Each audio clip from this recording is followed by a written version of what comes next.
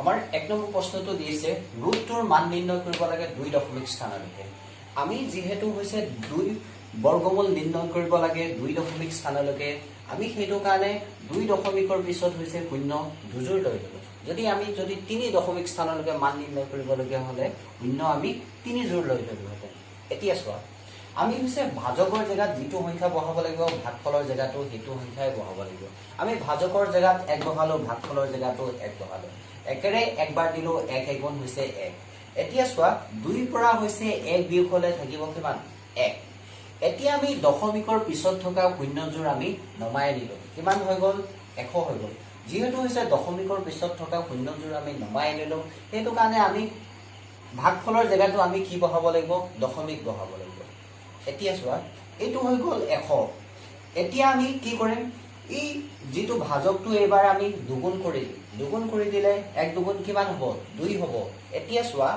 2 পিছত আমি এনেকুৱা এটা সংখ্যা বহাম যিটো সংখ্যা আমি ভাগফলৰ জেগাটো বহাব লাগিব। এতিয়া আমি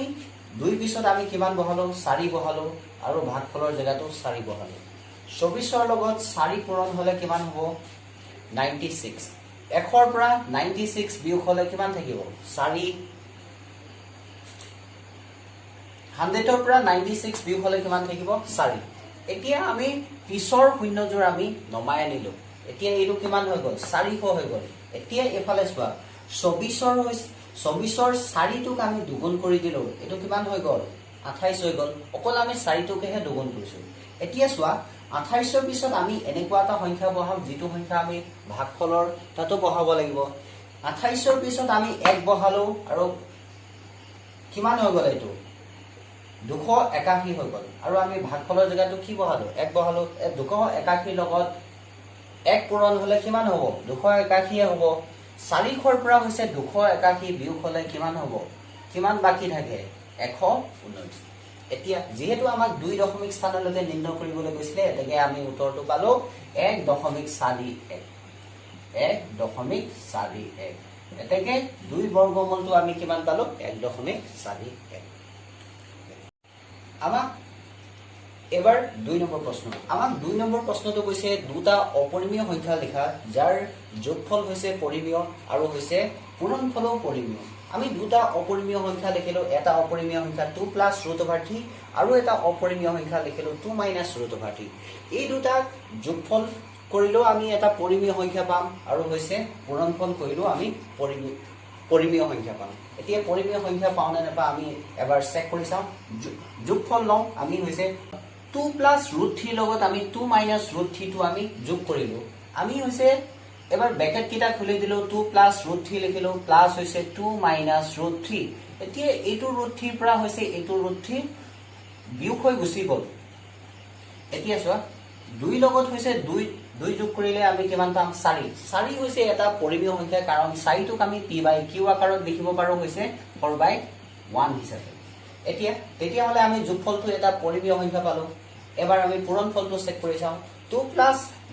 √3 লগত আমি হৈছে 2 - √3 টো আমি পূৰণ কৰিলো। এইটো কোনটো বীজগণিতীয় সূত্ৰত পৰিব a + b ইনটু হৈছে a - b। আমি সূত্ৰ এটা আমি পাই আহিছো বীজগণিতীয় ৰাশি আমি পাইছো ক্লাছ 8ত। এতিয়া হৈছে a + b into a - b হলে মানে আমি কি হয় a² - b²। a² মানে হৈছে 2² মাইনাস হৈছে b² মানে হৈছে √3²। এতিয়া চোৱা 2² মানে হৈছে 2 দুটা পূৰণ হৈ আছে, হেতু কাৰণে কিমান হল 4। এতিয়া চোৱা √3² মানে হৈছে ইয়াত থকা বৰ্গমূল চিনটো উঠি গুচি যাব, আমি কিমান পাম এইটো 3 পাম। 4ৰ পৰা হৈছে 3 বিয়োগ হৈ গল, থাকিলে কিমান 1। 1টো হৈছে এটা পৰিমেয় সংখ্যা, কাৰণ 1টোকো আমি p/q আকাৰত লিখিব পাৰো, যেনে হৈছে 1/1 হিচাপে আমি লিখিব পাৰো। তেতিয়াহলে আমি যোগফলটো এটা পৰিমেয় সংখ্যা পালো, পূৰণফলটো এটা পৰিমেয় সংখ্যা পালো। এতেকে আমাক লিখিবলৈ দিয়া হৈছে দুটা অপৰিমেয় সংখ্যা কি কি হ'ব 2 + √3 আৰু হৈছে 2 - √3। 3 নম্বৰ প্ৰশ্নটো কৈছে সংখ্যা ৰেখাৰ এডালৰ সহায়ত -5 আৰু হৈছে 5ৰ মাজৰ অখণ্ড সংখ্যাবিলাক লিখিবলৈ কৈছে। এতিয়া সংখ্যা ৰেখা এডাল আমি আঁকি ললো। 0 হৈছে সোঁফালে থকা সংখ্যাবিলাক আমি কি বুলি জানো ধনাত্মক অখণ্ড সংখ্যা। 0ৰ বাওঁফালে থকা সংখ্যাবিলাক ঋণাত্মক অখণ্ড সংখ্যা, যেনে -1 - -2 - 3 - 4 - 5 এনেধৰণে। এতিয়া আমি সংখ্যা ৰেখাডালত চালে লিখিম -5 টো ইয়াত আছে আৰু হৈছে 5 টো ইয়াত আছে এই -5 আৰু হৈছে 5 ৰ মাজত থকা সংখ্যাবিলাক কি আছে চাওঁ আছে মাজত থকা অখণ্ড সংখ্যাবিলাক কি আছে চাওঁ আছে -4 -3 -2 -1 0 1 2 3 4 তেতিয়া -5 আৰু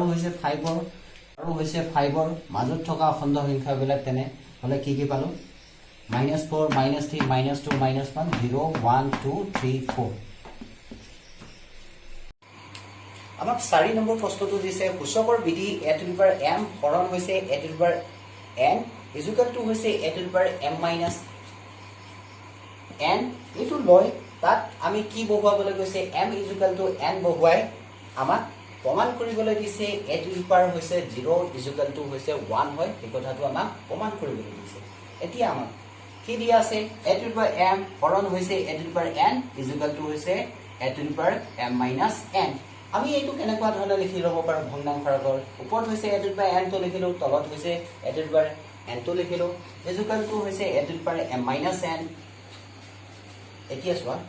এতিয়া আমি m ইকুৱেল টু n বহুৱা মানে হৈছে m ৰ লগত n টো সমান হিচাপে আমি এবাৰ হৈছে বহুৱাম এতিয়া ওপৰত হৈছে a to the power m আসলে যেনেকৈ আছে আমি তেনেকৈ লিখিলো আমি খালি অকল n ৰ জেগাত আমি কি বহুৱাই দিম m টো বহুৱাই দিম এতিয়া ওপৰত হল a to the power m তলত হল কি হল a to the power m হল এতিয়া চোৱা আমি হিফালে সমান চিহ্নটো দেখিলো সমান চিহ্নটো দিলো ঠিক একেদৰে আমি n ৰ জেগাটো এফালে দিও সোঁফালে দিও আমি n ৰ জেগাটো কি বহুৱাই দিম m টো বহাই দিম অৰ্থাৎ ইফালে সোঁফালেও কি হল a to the power m minus m এতিয়া চোৱা a to the power m a to the power m ক হৰণ কৰিলে কেইবাৰ যাব একবাৰ যাব এটো হল কিমান উলালে তেতিয়া ভাগফলটো 1 এতিয়া হিফালে চা আমি সোঁফালে কি পালো m ৰ পৰা হৈছে m বিয়োগ হল থাকিব কিমান শূন্য থাকিব অৰ্থাৎ এটো কিমান পালো a to the power 0 এতেকে a to the power 0 equal to হৈছে কিমান 1 এতেকে তলত লিখি দিবা প্ৰমাণ কৰা ফল বুজি পালানে এবাৰ 5 নম্বৰ কোৱেশ্চনটো কৈছে a to the power m হৰণ হৈছে a to the power n equal to a to the power m minus n সূচকটো লৈ m ইকুৱেল টু 0 বহুৱাই আমাক প্ৰমাণ কৰিব লাগে a to the power minus n equal to হৈছে a to the power 1 by a to the power n হিচাপে আমাক প্ৰমাণ কৰিবলৈ কৈছে এতিয়া আমি ঠিক আগৰ কোৱেশ্চনটো লৈ এবাৰ আমি এই বস্তুটো আমি এনেকৈ লিখি ললো a to the power m divided by হৈছে a to the power n লিখিলো আমি এনেকৈ a to the power m minus n এবাৰ m ৰ মানটো আমি আগত n বহুৱাইছিলো এবাৰ 0 বহাম এতিয়া চোৱা ওপৰত a to the power 0 হৈ যাব আৰু তলত কি আছে a to the power n আৰু a to the power m ৰ জেগাত আমি 0 বহুৱাম বিয়োগ n এতিয়া চোৱা a to the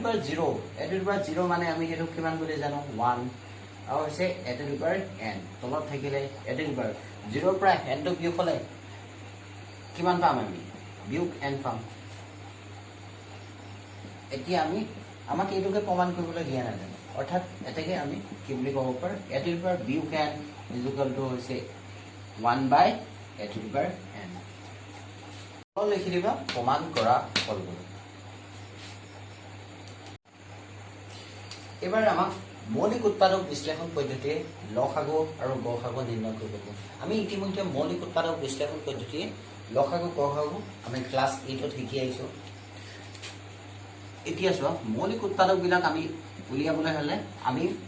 মৌলিক সংখ্যাৰে আমি 321 টো হৰণ কৰিব লাগিব এটো 2 এখন যাব না 2 এটা মৌলিক সংখ্যা 2 এখন না যায় কাৰণ 321 টো এটা অযুগ্ম সংখ্যা এটো কি হন যাব 3 এখন যাব বুলি আমি কেনেকৈ গম পালো 3 যোগ 2 যোগ 1 সমান কিমান হ'ব 6 6 টো কৈছে 3 এখন যায় 3 দুগুণ 6 এটো কাৰণে 321 কো 3 এখন যাব 3 এ 321 ক আমি হৰণ কৰিলে কিমান পাম 107 107 ৰ কোনো উৎপাদক নাই কাৰণ 107 টো এটা হৈছে মৌলিক সংখ্যা তেতিয়া আমি 321 মৌলিক উৎপাদক বিলাক কি পালো 3 আৰু হৈছে 107 আৰু হৈছে 396 ৰ ঠিক আমি আকো একে ধৰণে আমি মৌলিক উৎপাদক বিশ্লেষণ কৰিম 2 এখন যাব নে কাৰণ 396 এটা হৈছে যুগ্ম সংখ্যা পিছফালে যে 6 আছে এটো কাৰণে কি হন যাব 2 এখন যাব 2 এখন কৰিলে আমি কিমান পাম 2 গুণ 18 আৰু 198 বাৰ গ'ল এতিয়া আকৌ আমি এইটোক আকৌ কি হন যাব 2 এখন যাব 2 9 গুণ 18 2 9 গুণ 18 then 99 বাৰ গ'ল আকৌ 3 আকৌ আমি হৰণ কৰিলে 33 বাৰ যাব আকৌ 3 আমি হৰণ কৰিলে 11 বাৰ যাব 11 এটা হৈছে মৌলিক সংখ্যা তে 11 কোনো উৎপাদক নাই এতিয়া 396 ৰ আমি মৌলিক উৎপাদক বিলাক কি কি পালো 2 পূৰণ 2 পূৰণ 3 পূৰণ 3 পূৰণ 11 এতিয়া আমি গসাগু নিৰ্ণয় কৰিম আৰু তাৰ পিছত লসাগু গসাগু মানে হৈছে গৰিষ্ঠ সাধাৰণ উৎপাদক আমি হৈছে উভয়তে থাকিব লাগিব হেবিলাক সংখ্যা আমি সাধাৰণ উৎপাদক বিলাকে আমি পূৰণ ফলটোই হ'ব গসাগু ওপৰটো 3টো আছে তলটো 3টো আছে এটা সাধাৰণ উৎপাদক আমি 3 পালো ওপৰত 107 আছে আমি তলত 107 আছে জানো নাই তেতিয়া হলে আমি গসাগু কিমান পালো 3 আৰু এবাৰ আমি লসাগু মানে হৈছে লঘিষ্ঠ সাধাৰণ গুণিতকটো এতিয়া চোৱা লঘিষ্ঠ সাধাৰণ লসাগু নিৰ্ণয় কৰিবলৈ আমি কি কি কৰিম আমি আটাইতকৈ মৌলিক সংখ্যাটো কিমান বাৰ বেছি আহিছে আমি সেইটো লম ইয়াত হৈছে 3 দুটা আছে ইয়াত 3 এটা আছে মানে হৈছে 3 এবাৰ আহিছে কিন্তু 396 ৰ জায়গাত 3 দুবাৰ আহিছে এতিয়া 3 আমি এটা লম দুটা লম ইয়াত 2 দুবাৰ আহিছে 2 মৌলিক সংখ্যাটো দুবাৰ আহিছে কিন্তু ইয়াত এবাৰো হোৱা নাই আমি 2টো কেইবাৰ অধিকতম কেইবাৰ আহিছে দুবাৰ আহিছে আমি 2 দুবাৰ ললো আৰু ওপৰত আছে 107 কেইবাৰ আহিছে অধিকতম এবাৰ আহিছে আৰু হৈছে 11 অধিকতম কেইবাৰ আহিছে এবাৰ আহিছে আমি 11 এটা ললো এতিয়া আমি কেনে ধৰণৰ ললো আমি আকৌ এবাৰ চাম 3 মৌলিক সংখ্যাটো দুবাৰ আহিছে অধিকতম হেতু কাৰণে 3 দুটা ললো 2 মৌলিক সংখ্যাটো অধিকতম দুবাৰ আহিছে হেতু কাৰণে 2 দুটা ললো 107 এবাৰ আহিছে অধিকতম হেতু কাৰণে এটা ললো 11 কেইবাৰ আহিছে অধিকতম এবাৰ আহিছে হেতু কাৰণে 11 এটা ললো এতিয়া আটাই কিটা সংখ্যাৰ পূৰণফলটোৱে হ'ব লসাগু এতিয়া আমি আটাইখিনি পূৰণ কৰিলে কিমান পাম 42372 পাম এতিয়া আমি তেতিয়া হলে 321 আৰু 396 এই জোৰটো গসাগু কিমান পালো 3 পালো আৰু লসাগু কিমান পালো 42372 এবাৰ আমি 455 আৰু হৈছে 42 আমি গসাগু আৰু হৈছে লসাগু নিৰ্ণয় কৰিম এতিয়া চোৱা 455 ৰ আমি মৌলিক উৎপাদক বিশ্লেষণ কৰিম কি হন যাব 455 2 এখন না যায় কাৰণ হৈছে 455 এটা কি সংখ্যা অযুগ্ম সংখ্যা 3 হৰণ না যায় আমি কেনেকৈ গম পালো 4 যোগ 5 যোগ 5 সমান কিমান হ'ব 4 5 9 9 4 14 আমি যেটো 14 পালো 14 টো 3 এখন না যায় এটো কাৰণে 3 মৌলিক সংখ্যাটোৱে 455 হৰণ না যায় আমি পিছফালৰ সংখ্যাটো যদি 5 হয় তেতিয়া হলে এইবিলাক সংখ্যা কিহে হৰণ যায় 5 ৰে হৰণ যায় 5 9 গুণ 45 5 গুণ 5 তেতিয়া আমি কিমান পালো 91 বাৰ গল আকৌ 91 কি হৰণ যাব 7 এ হৰণ কল তেতিয়া কিমান বাৰ যাব 13 বাৰ তেতিয়া 455 ৰ মৌলিক উৎপাদক বিলাক কি কি পালো 5 7 আৰু 13 এতিয়া 42 ঠিক একেদৰে মৌলিক উৎপাদক বিশ্লেষণ কৰিম কি হৰণ যাব 42 2 হৰণ কৰিলো 2 গুণ 4 তাৰ পিছত 21 আকৌ কি হৰণ যাব 3 হৰণ যাব 3 7 21 এতিয়া 42 মৌলিক উৎপাদক বিলাক কি কি পালো 2 পূৰণ 3 পূৰণ 7 এতিয়া 455 আৰু 42 গসাগু কিমান হ'ব এতিয়া আমি ইহঁতৰ সাধাৰণ উৎপাদক বিলাক বিচাৰি উলিয়াইছো ইয়াত 7 টো আছে তলতো 7 টো আছে আমি এটা সাধাৰণ উৎপাদক 7 পালো আৰু কি আছে আৰু একোৱে মিল নাই তেতিয়া হলে আমি অকল এটাই সাধাৰণ উৎপাদক পালো 7 এতেকে গসাগু কিমান হ'ব 7 এবাৰ লসাগু নিৰ্ণয় এতিয়া চোৱা 5 মৌলিক সংখ্যাটো অধিকতম কেইবাৰ আহিছে ইয়াত এবাৰ আহিছে ইয়াত এবাৰো অহা নাই অধিকতম এবাৰ আহিছে এটো কাৰণে আমি এটা ললো 7 অধিকতম ইয়াতো এবাৰ আহিছে ইয়াতো এবাৰ আহিছে অধিকতম এবাৰ আহিছে এটো কাৰণে 7 এটা ললো 13 মৌলিক সংখ্যাটো অধিকতম এবাৰ আহিছে এটো কাৰণে 13 টো ললো 2 মৌলিক সংখ্যাটো অধিকতম এবাৰ আহিছে এটা আছে এটো কাৰণে এটা ললো 3 মৌলিক সংখ্যাটো অধিকতম এবাৰ আহিছে অকল এটা আছে এটো কাৰণে 3 টো ললো এতিয়া আটাইখিনি পূৰণফলটোৱে হ'ব লসাগু আমি পূৰণ কৰিলে কিমান পাম 2730 এতেকে গসাগু কিমান পালো 7 আৰু লসাগু কিমান পালো 2730 এবাৰ আমি 408 আৰু 170 মৌলিক উৎপাদক বিশ্লেষণ পদ্ধতিত গসাগু আৰু লসাগু নিৰ্ণয় কৰিম এতিয়া চোৱা 408 এটা যুগ্ম সংখ্যা হেতু কাৰণে 2 এখন যায় আমি 2 এখন কৰিলো 204 পালো আকৌ 204 টো যুগ্ম সংখ্যা আকৌ আমি 2 এখন কৰিলো 102 পালো 102 টো হৈছে যুগ্ম সংখ্যা 2 এখন কৰিলো 51 পালো এতিয়া 51 কিহন যায় 3 এখন যায় 3 এখন কৰিলো 17 পালো তেতিয়া হলে মৌলিক উৎপাদক বিলাক হ'ব 2 পূৰণ 2 পূৰণ 2 পূৰণ 2 পূৰণ 3 পূৰণ 17 ঠিক একেদৰে 170 আমি মৌলিক উৎপাদক বিশ্লেষণ কৰিলো 170 2 এখন কৰিলো 85 বাৰ গল পিছফালেদি 5 আছে এটো কাৰণে 5 এখন যায় 5 85 হৰণ কৰিলে আমি কিমান পালো 17 পালো তেতিয়া হৈছে 170 আমি মৌলিক উৎপাদক বিলাক পালো 2 পূৰণ 5 পূৰণ 17 এতিয়া হৈছে গসাগু গসাগু হৈছে আমি সাধাৰণ উৎপাদক বিলাকৰ পৰফলে হৈছে গসাগু ওপৰটো 2টো আছে তলটো 2টো আছে হেতু কাৰণে সাধাৰণ উৎপাদক এটা কিমান হ'ব 2 ওপৰটো 17 আছে তলটো 17 আছে সাধাৰণ উৎপাদক এটা কিমান হ'ব 17 2 পূৰণ 17 কিমান হ'ব 34 এতিয়া লসাগু চাওঁ ওপৰত 2 3 বাৰ আহিছে তলত এবাৰ আহিছে আমি কোনটো লম অধিকতম অহাটো লম 2 3টা লম পূৰণ 3 ওপৰত এবাৰ আহিছে তলত এবাৰো অহা নাই 3 অধিকতম কেইবাৰ আহিছে এবাৰ আহিছে ওপৰত 17 আছে তলতো 17 আছে 17 অধিকতম এবাৰে আহিছে আমি 17 সংখ্যাটো এবাৰে লম ঠিক একেদৰে তাৰ পিছত দেখিলো 5 সংখ্যাটো এবাৰ আহিছে মৌলিক সংখ্যাটো ওপৰত এবাৰো অহা নাই আমি 5 সংখ্যাটো এবাৰ লম এতিয়া আটাইখিনিয়ে পূৰণ ফলেই হ'ব লসাগু